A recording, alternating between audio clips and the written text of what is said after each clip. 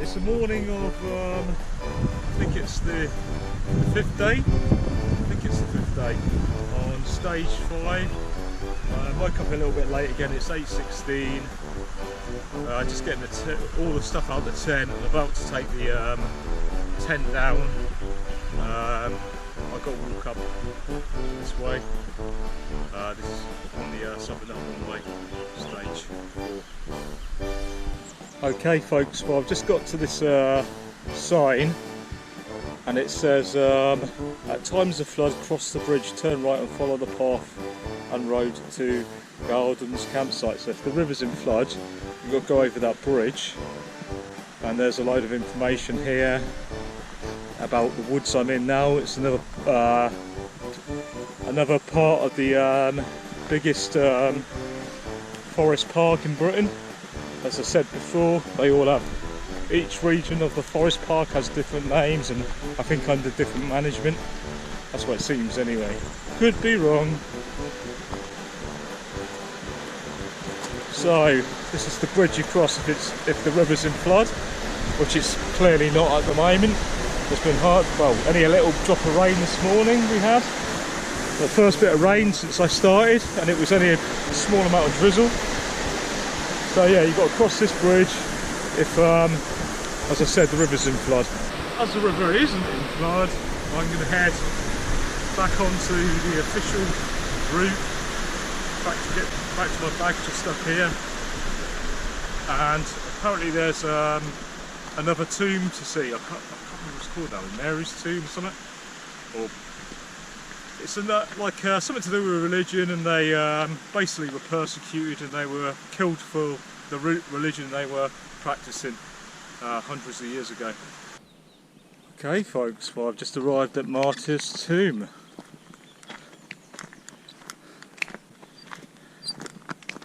I believe it was, as I said before, a group of people who were killed here on the spot, right here, for practicing the religion that was not allowed. They were persecuted basically. So yeah,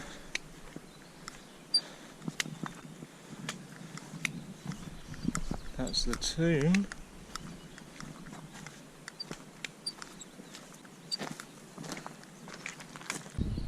This is inside the tomb, from the top of the tomb, and it says, in memory of 6 martyrs who suffered at this spot for their attachment to the covenant cause of Christ in Scotland, January 25th, 1685, by the voluntary contributions of the congregation who waited on administrations in the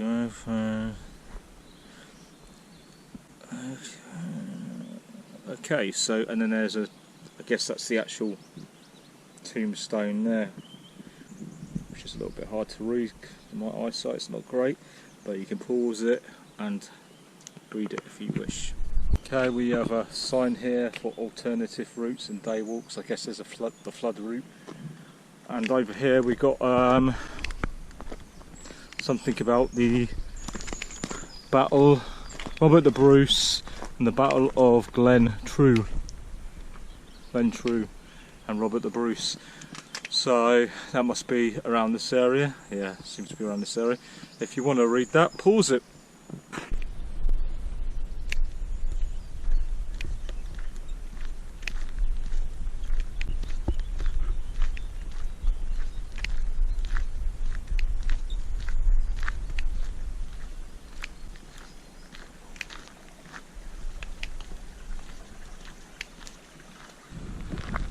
Well folks, I'm not in Tunguska, Siberia, Russia. I'm in a commercial forest along the Southern Upland Way on stage 4 still. In fact, this was the filming location for the Tunguska Siberia documentaries. Probably. Only joking. Or maybe. Well, looks like a tree's fallen down in the wind here and took out half the path with it. Yeah, you can see that. There's a lot of fallen trees, a lot of them are, I think it's a commercial forest. So as I said, it looks like Tunguska. But then maybe a lot of them are blown down in the wind, I don't know. There's loads that have been knocked the roots up. So it obviously gets a lot of wind here. It's walking along a loch now, on stage 4, but I can't remember the name of the loch. Is it something Trool Loch or something? I don't know. I wouldn't like to say. Might put it up on the screen if I can find it, the name for it. Long after this lake, there is a bothy just off the route, not that far. I don't know, maybe a couple of 100 metres at the most, or a couple of 100 metres, I don't know. But so I'm going to have a look at that, but I'm not going to be staying at it because I'm going to be there way too early. Well, this walk is quite a nice bit of the trail actually. The path is very good quality, not boggy. Yeah. Oh, that's on stage 4, which is before the Bothy, whatever it's called. Looks like someone's had a wee fire here. You could possibly put a tent there, but it's a bit stony. Probably not if you've got a very small one-man tent. But it's a great view though, if you do. Maybe not a comfortable night, especially if it's windy. You'll have to have a good tent. So this is a sign I saw earlier on in a car park along the hike, and it was actually here Robert the Bruce, the Battle of Glen Trool, along this part of the Loch Trool it is called actually. So it's just here that battle happened, apparently, around this area. There's a little waterfall there as well. We've steps to go up. Looks like they've installed a handrail for safety. Thank you for that. It is a national trail, so well,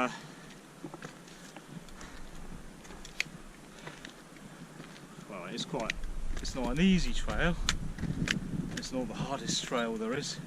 It's supposed to be the hardest national trail, but it's not the hardest trail though in Britain. Oh. Quite lighten that bag load, mate. Oh. Got some big mountains to go up yet. I know I'm carrying a drone and my bag's heavy, but I hope people carry like big SLR cameras. I used to, I don't anymore. I just have this small camera and bloody great big tripods. How the hell do they do that with a small bag? I've got my drone, my small camera, smartphone and GoPro camera, little portable tripod stick, lots of batteries and solar panels. Really, obviously I don't need those for a hike, but I just like photography, so. Well, got to the end of Lake Trool, or Loch Trool. Now it looks like I'm heading up, going up, maybe up a saddle over a small mountain pass or hill pass. Hill pass, to be honest. Quite big hills though, over the mountains. This would be a nice place to wild camp at the end of the lake here with this chair. It's a bit rocky here though, but I can see maybe some patches of grass just over a fence there where you could camp. So I don't know what the situation is there. There's no cattle in there, so I think it would be alright. It's a pretty remote area, so you should be able to wild camp there. You are allowed to in Scotland. I can't see any houses in view, so I think it'd be alright.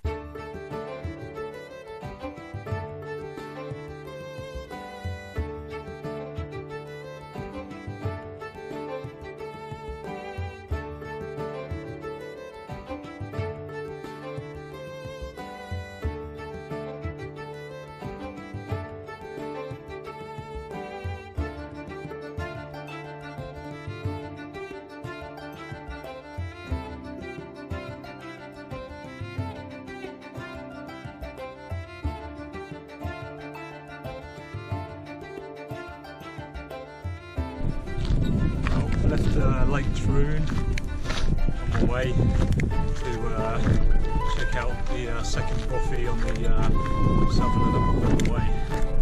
Shouldn't be too long now. And back into the forest. It's all a forest park, isn't it? With small trees, sort of commercial forest track by the looks of it. It was. Someone lives up there now. So who knows? Maybe it's not a commercial forest anymore. I did say forestry. Some at work or something warning sign. So it probably is a commercial forest still. The track around here is stunning. It's a shame it's on a commercial forestry road, but it's absolutely beautiful. I was a bit dubious about this section because I'm not really a fan of forests or woods. I just don't like the flies, fucking constant flies, fly bites and stuff, and you don't get any views. And most of the forests are just fucking shitty commercial forests anyway. But there's a lot of views here. It's not constant. You're not darkened by trees. There are views, so it's pretty cool. Check that out, waterfall just on the way towards the Bothy on stage 4. As I keep saying to you, you already know that. Just put my bag over here. If you want water anyway, there should be plenty of water there. I've got water at the moment, so I don't need any. Still carrying water from the start of this stage. Stupidly, I should just. You don't need to carry shitloads of water on this stage like I have. So far, I've seen loads of opportunity for water, so that was rather stupid. Okay, folks, so it looks like I'm going over a big hill, forestry road pass just over there. It's not a mountain, so it's probably a hill. Could be a small mountain, so I'm quite high up already. I've not checked the altitude. Anyway, that's where I'm going next. Okay, it looks like I might be nearing the top of the mountain or hill pass. I have to say, if you're fit, you'll be able to do this hike, but you still probably find it good exercise. If you're extremely fit like myself, you'll be able to carry a bag like this and should be able to do it. But then again, you could. So far, I've had okay weather. I mean, if it's bad weather, it'll be another story. But I'm sure there's people who can do it in all weathers, of course, in winter as well. I've actually thought in the past about doing it in winter, but to be honest, I am quite bored of winter hikes because I've done so many of them.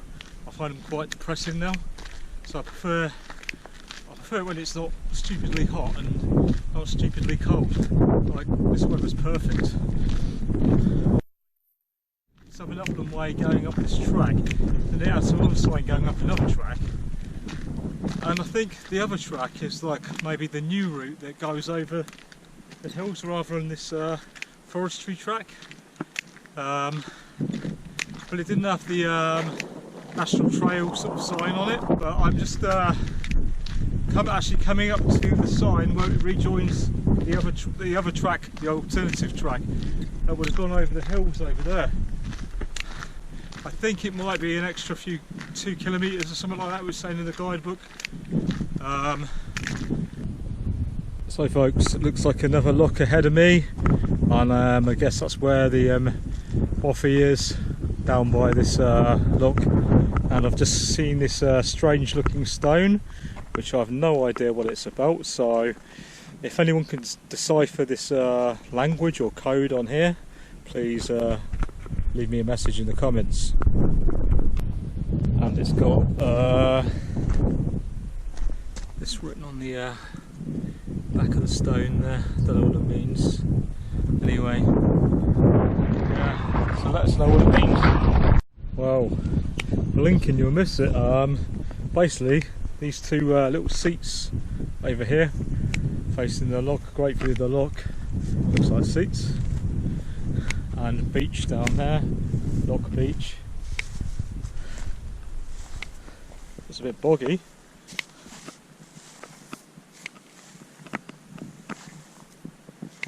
Interesting designs. think some artist has been at work around this loch. Almost at the Bothy now. Looks like some kind of ruin down there by the loch. I don't know if you can see it. Would get the drone out and do some droning, but to be honest, I think I'll give it a miss. I've got to try and conserve the power a little bit. But it's quite a nice bit of footage really. But yeah, I'll carry on to the Bothy. Folks, so we've got one of those signs you see all over Britain. National Cycle Network. This one is got 8 miles to Glen Trool village and 7 miles to Glatter Shores. I wonder if that's where I'm going. So that means I'm over halfway to the end of the stage. Glatter Shores, I'm not sure. They're like, this is one of 1,000 mileposts funded by the Bank of Scotland. Okay, so there's Scottish ones, but we have them in England as well. I think there's ones in Wales as well. And the Bothy, I think, is okay. We got to go down this way. Zoom. Bothy's probably down there, but I can already see a van, a car. So I think it's safe to say I'm not going to bother with the Bothy. It's just some fucking people there. And what annoys me is, why do people need to stay in the Bothy if they're in a bloody car up here? Shouldn't the Bothy should be for people who are walking, surely? They're for walkers, not holiday home. That pisses me off. So that's obviously going to be full up, so yeah, fuck it. I'll have to carry on walking. But I wasn't going to stay there anyway, but I was going to have a look, but can't be arsed. It's a bit off trail, so probably give the Bothy a miss. Getting up to the holiday home at Bothy, where you can just drive your car up to here, and the Bothy is just up there.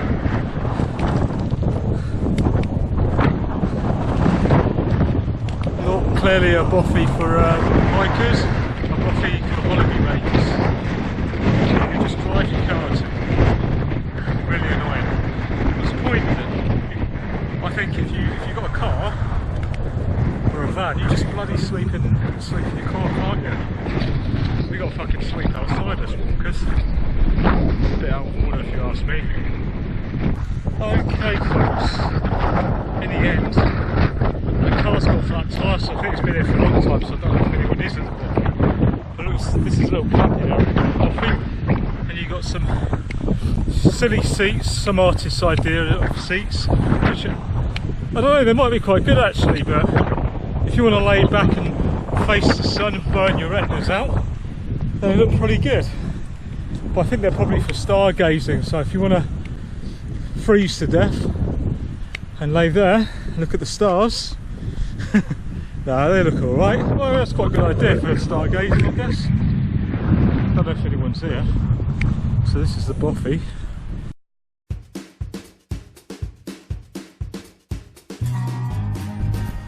So this is the Bothy.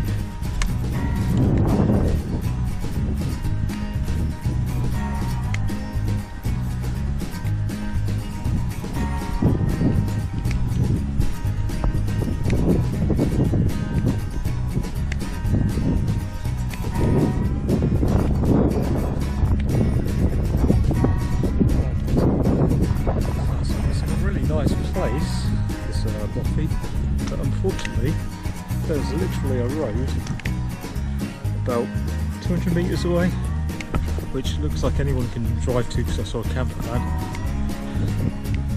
so it's probably not going to be out of use very often, unfortunately.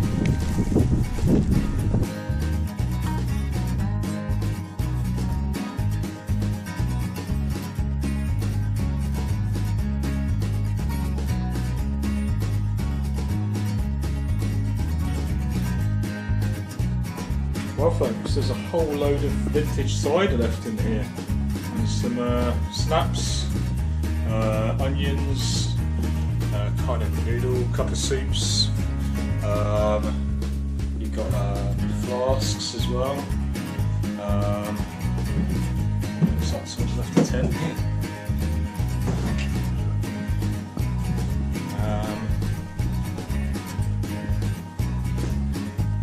gas, matches, got a fireplace.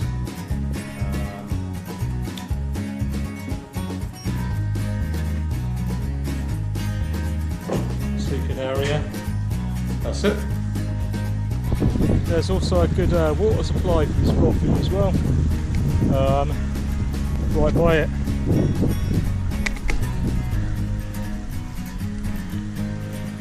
So I'm going to be on my way now, but it's a shame I didn't make it here because there's a cider. It looks really refreshing, to be honest, but I've got far to walk today, so can't really be drinking alcohol, unfortunately, annoyingly. White Laggan Bothy, that's all new, that would do it.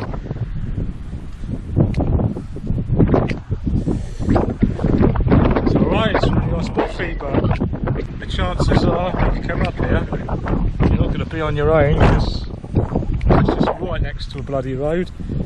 People just drive up to here, which I just don't get the point in that, because why do you need a Bothy if you've got a car or a camper van? I saw people in a camper van, I bet you they stayed up in there. Why the fuck do you need to stay in there when you've got a camper van? It should be for people. Like, I know I'm whinging on a bit, but if you're walking and all you got is a tent and it's 50, 60 mile per hour winds outside, it's 40 mile per hour winds at the moment, by the way, gusts. If you've just got a flimsy tent, I think you have much more right to be in there than someone in a camper van. Someone who just fucking slob who's just drove up here. Okay, no offence to camper van people, but it's not for people with camper vans, it's for fucking walkers, mate. Not people who just fucking drive up here. That's my opinion anyway. I'm sure, I mean, that's what they're for. They're supposed to be a safe place in bad weather for walkers. But if you've got a camper van, just stay in your bloody camper van. Well folks, I've made it down to this river. Just past another loch. Just was walking with a guy from Australia, but he's got to get to a point to be picked up because he's staying at the MP's on the way, so he's doing getting picked up on the way. So just gone ahead. I'm just going to stop here and have a drink. Yeah, there's a fantastic little spot along here to camp alongside the lake or loch. Can't remember the name of the loch. It's stage towards the end of stage 4. It's towards stage 4. There's fire pits, plenty of places to camp. It's beautiful. But I'm on a bloody time limit, aren't I? So I've got to. There's another fire pit over there. Plenty of places to camp. What a fantastic place. But I'm on a time limit. I've got a bus to catch at the end of the hike, so I've got to bloody rush through. Shame. Well, I was so tempted to camp here, but I can't just keep stopping early all the time. I'm going to carry on, otherwise I'll never finish the hike. It's a shame. I wish I had more time because that looks like a really nice little camping spot. And there's no river source, only the loch, and I don't like drinking loch water. I prefer drinking running water. We're leaving the last loch on stage 4 now, so hopefully there's some camping spots on the way. Folks, I'm just doing the water filtering with the soya, I don't know what it's called, soya squeeze or something or other. Takes a while, and when you're tired it's just so much effort to do anything. I would say this trail, it's a hard trail with a big bag like this for me, and I am really fit, so it is a good challenge. I'd say it's a good challenge. I've seen people who are fit try and do it and fail. So it is a good challenge for a national trail. if you've done the West Highland Way, by the way, that is the easiest trail in Britain. So you can't compare the two. Like they're totally different. Cape Wrath Trail, is that harder? I've done that one, and that's hard as well, in bad weather especially, because you're going over some mountains as well with that. So I'm walking up here now. I'm hoping there's somewhere to camp up here. Didn't want to stop by the lake earlier. It's too early. I am knackered. I will stop at the next place I see. So I need like a place that's got water so I can fill my whole water bottle up, because it's going to be cold tonight. Tonight I'm just going to camp somewhere on this wall section. This wall section is a little bit bigger, and after it goes to the road for quite some time, and then to the next wall section.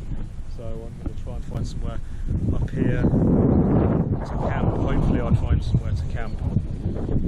It said it's quite rugged, so it's got to be somewhere though.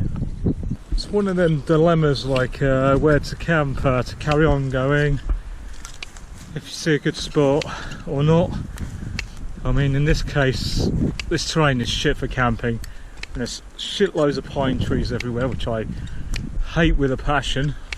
Fucking hate pine trees.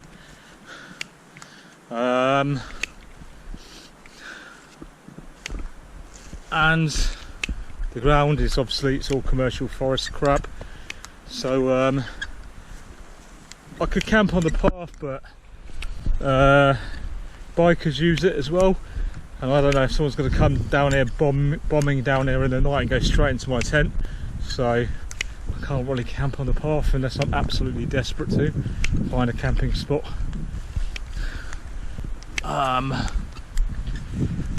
This does come out onto moorland, but it's windy.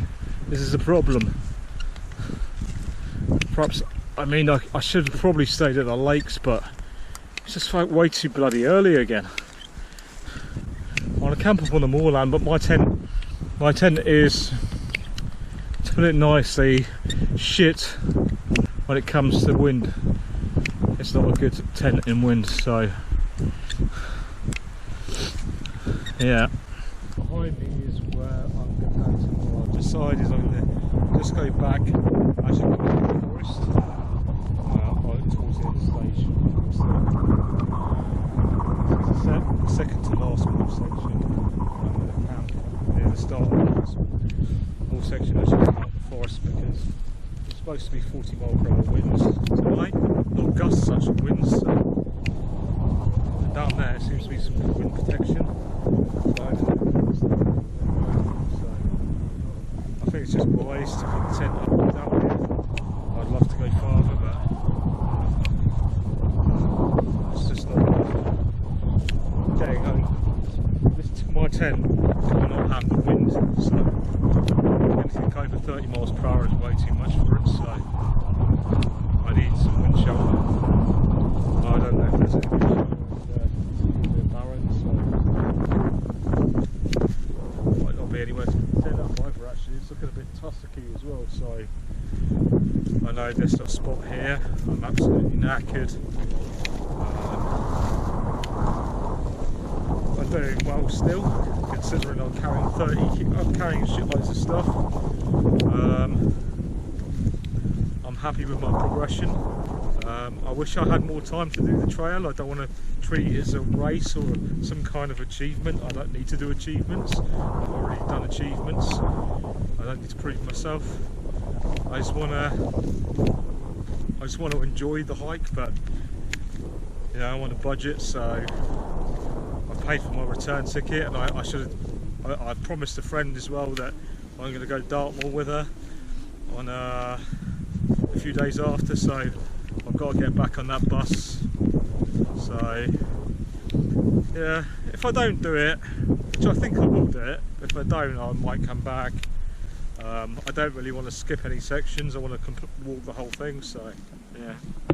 Okay folks, I found a place to wild camp.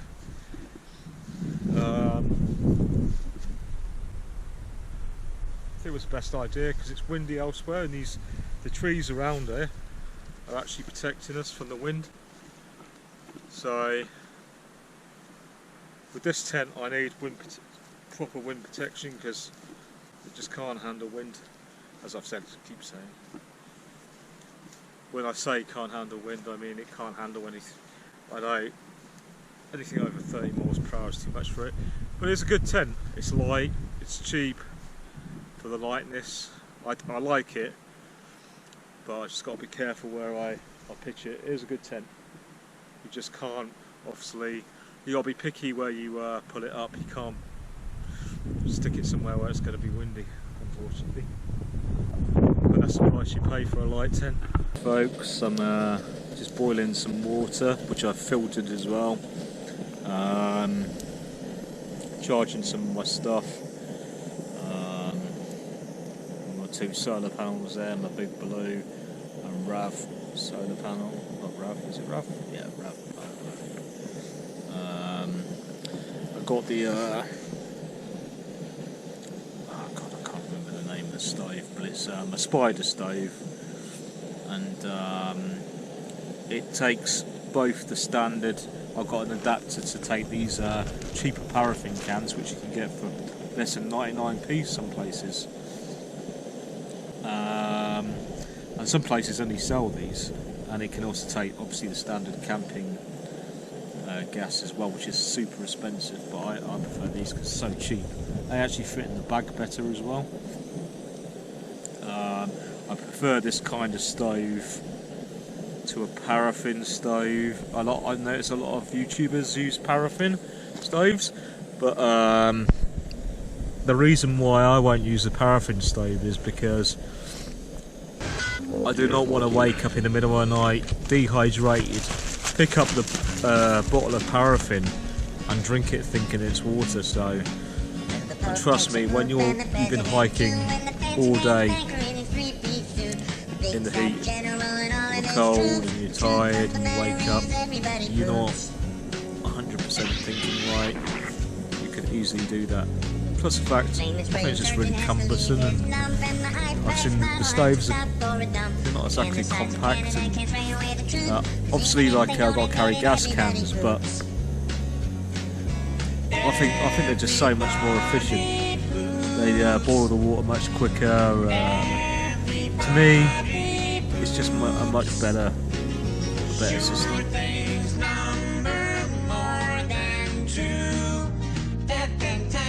Everybody poops. Some days it's easy, other days it's hard. But if your system's working, thank your lucky stars. Nobody talks about it, not a word is said. If you're not pooping, then it means you're probably dead.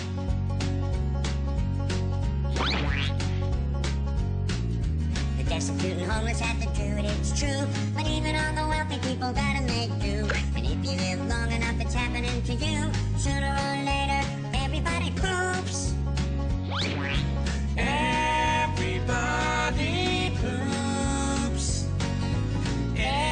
Everybody poops. Sure things number more than 2. Death and taxes and everybody poops. Death and taxes and everybody poops.